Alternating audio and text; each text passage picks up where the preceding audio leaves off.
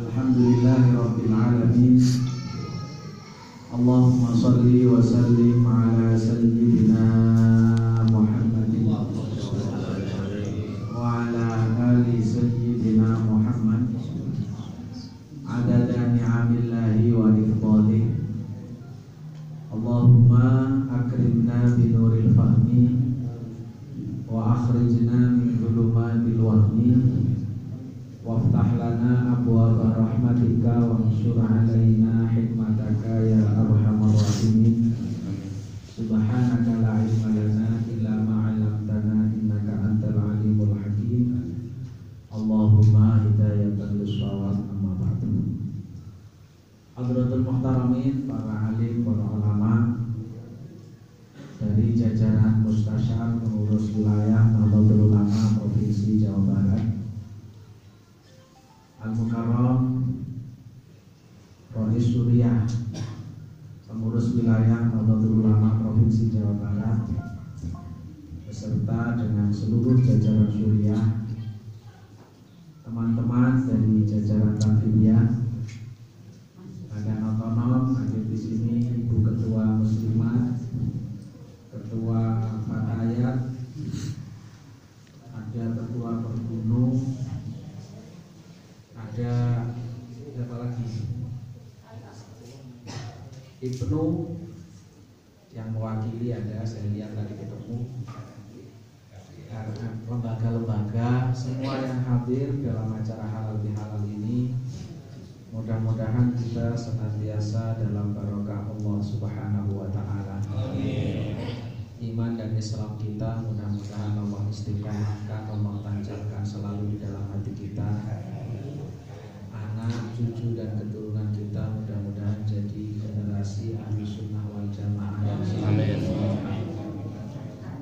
sebagaimana doanya Mbah Hasyim Asy'ari, mudah-mudahan dengan kita berkhidmah kepada Nahdlatul Ulama nanti diwafatkan dalam keadaan husnul. Amin ya Allah. Yang pertama, izinkan kami atas nama pribadi maupun organisasi mewakili semua seluruh komponen yang ada di lingkungan PWNU Jawa Barat untuk mengaturkan ja'alanallah wa iyyakum minal aidin al-faizin al-masrurin al-mun'amin al-farihin al-mustabsyirin.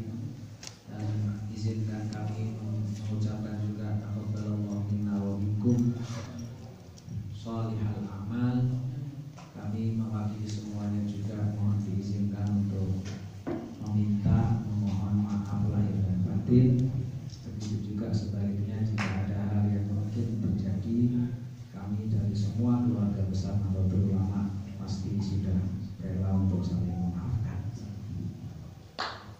Yang kedua, bahwa sekarang ini kita harus menambahkan beberapa hal untuk kita lebih giatkan lagi, karena Nahdlatul Ulama akhir-akhir ini mempunyai atau mendapatkan cobaan yang luar biasa, yang tidak cukup kita sikapi dengan komentar, tidak cukup kita sikapi dengan nge-share yang satu menjadi nge-share yang lain, tidak cukup kita menyikapi dengan menge-like berita, tapi kita juga harus menyikapi hal-hal yang terjadi kepada Nahdlatul Ulama sekarang ini, terutama kita sebagai pengurus yang mendapatkan amanat untuk menjadi orang yang menjalankan roda kepemimpinan Nahdlatul Ulama ini, sisi-sisi mujahadahnya ditingkatkan. Karena semua kejadian yang terjadi, yang ada di muka bumi ini adalah merupakan rahasia Allah Subhanahu wa ta'ala, merupakan kehendak Allah Subhanahu wa ta'ala. Tidak ada kata kunci yang lebih istimewa selain kita meningkatkan taqarrub kita kepada Allah Subhanahu wa ta'ala. Yang biasanya jamaah agak malas-malas dikit, sekarang mulai ditingkatkan senang berjamaah. Yang biasanya ngaji agak lelet-lelet dikit, sekarang mulai ditingkatkan senang ngajinya, mutalaahnya, dan lain lain sebagainya. Yang lebih dari itu adalah dalam kita mendekatkan diri kepada Allah Subhanahu wa taala, kualitas kita ditingkatkan, itu adalah merupakan salah satu kuncinya. Kunci yang kedua, kita turunkan egoisme kita. Egoisme secara internal, kadang-kadang kita ini di dalam sendiri beda pendapat satu dengan yang lainnya, apa kekehan atau beberapa kata. Ini improvisasi sendiri Bu Ketua. Pokoknya merasa berlah kira-kira gitu maksudnya, cuma mau disudah-sudahkan dikit gitu. Jadi egoisme kita harus diturunkan. Kenapa? Persoalan yang ada, yang paling besar yang terjadi di muka bumi ini, yang sekarang potretnya di Timur Tengah, begitu banyak korban.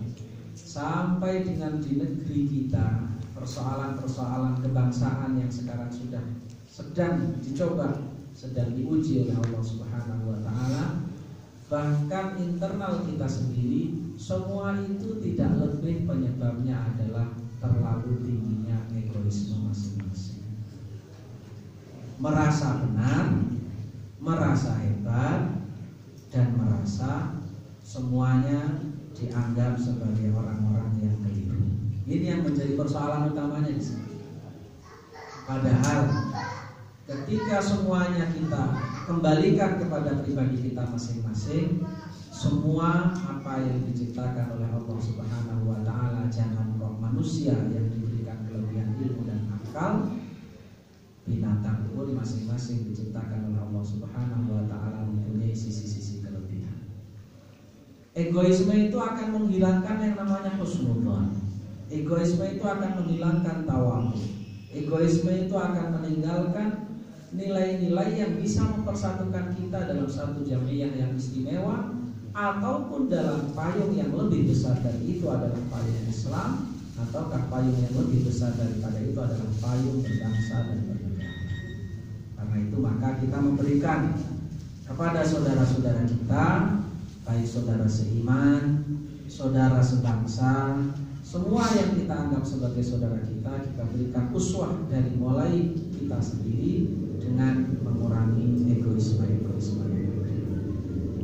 Jadi biar apa namanya, kalau egonya itu sedikit, kita ini jadi lebih adem, suasananya lebih inilah. Karena tidak ada yang tidak punya nilai sisi-sisi kekurangan, itu tidak ada. Saya hidup itu melewati 3 presiden atau 4 presiden.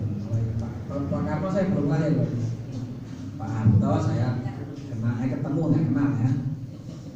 Maksudnya melewati masa itu, kemudian setelah Pak Harto Pak Habibie, setelah Pak Habibie Gus Dur, setelah Gus Dur Megawati, setelah Megawati kemudian SBY, sekarang Pak Jokowi.